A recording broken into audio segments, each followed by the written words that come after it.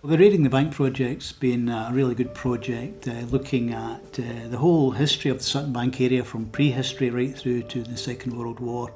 And one part of that was organising the Gliding Club archives, which is a really interesting social history of the Gliding Club, which has been operating here since the 1930s, and there's all sorts of interesting stuff in there which has been brought to light as a result of this exercise.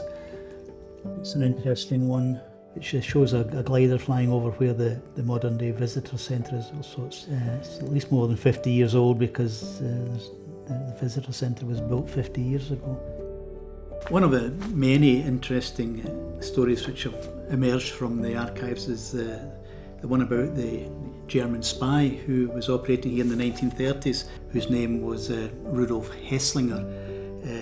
Was using his gliding to spy on RAF installations throughout the north of England, and was flying all over the place, and every one of these little dockets up in here represents a Hesslinger flight, and as you can see there are dozens of them. So he was very active in the 7 or 8 months that he was here in 1937.